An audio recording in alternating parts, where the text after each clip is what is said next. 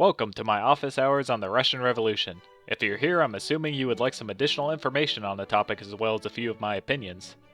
I really wanted to talk about the key players after the revolution, but the video is already longer than I initially intended.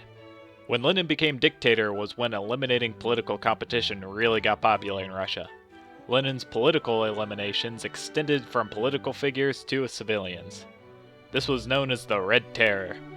Unfortunately, Nicholas II's story ends here as he and his entire family were caught and executed trying to flee the country in 1918.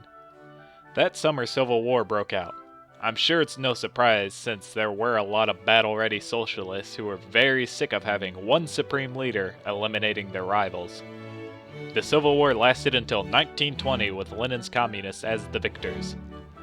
Lenin would continue to lead only until 1923, when a series of strokes left him bedridden, eventually killing him in 1924. Trotsky was thought to become the new leader at this time, but a young up-and-comer, Joseph Stalin, outmaneuvered him politically and banished him. Trotsky ended up in Mexico, where he would write anti-Stalin papers.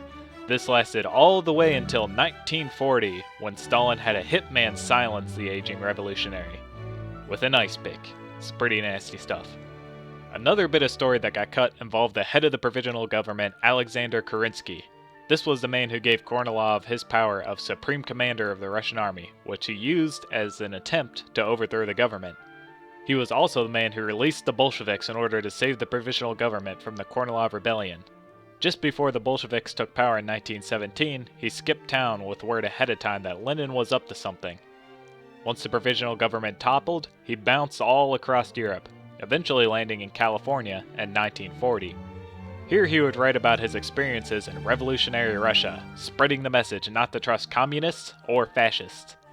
He would pass away in 1970 at the age of 89 from cancer. With the additional history out of the way, I would like to apologize for any mispronounced names, locations, etc. I've always had a hard time with names and pronunciation. Also, I'd like to apologize for any incorrect dates. The Russian Revolution was a bit tough to get the dates right, since some sources use the original Julian calendar, which is about 12 days behind the Gregorian calendar we are all familiar with. To their credit, the Soviet did adopt the Gregorian calendar in February of 1918, after the revolution. That being said, I did my best to keep the date in the modern Gregorian style, but I'm sure a few incorrect ones slipped by me.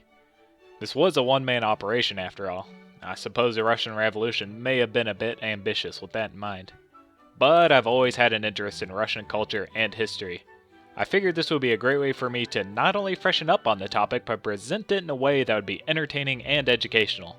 As an American, I find Russia fascinating. Before I was born, they were the enemy, so their culture and ideas were labeled as evil or backwards.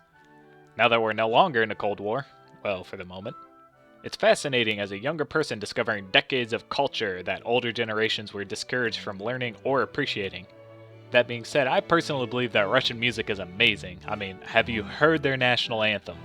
Sure, they had to shuffle a few words around over the last century, but it's still good. Over all that time, I kind of find it a shame what happened after Lenin took power. For the record, this is only my opinion, but I think he really did have some good intentions. I mean, equality for everyone was pretty ambitious for the time, especially for a country that size. I almost have to question what would have happened if the Bolsheviks would have let the elections go to the winner. Maybe Russia could have become a thriving democracy that the rest of the world would look up to. Unfortunately, at the time in Russia, the only real way to hold power was to eliminate the competition. While Lenin and Trotsky had some good that they wanted to do, the way they did it opened the door for people who are not interested in the good of everyone. They're interested in the sport of competition and winning. Luckily for us, nothing like that happens in America. And some were very, scarily good at eliminating the competition, like Stalin. I don't think it's impossible for a dictatorship to do some good, but when the government becomes a competition, the winner is usually the one who's willing to play the dirtiest. Not to mention, typically, the longer someone holds power, the looser the bolts get in their brain. But once again, that's only my opinion. Thanks for stopping by on my office hours on the Russian Revolution. See you in class.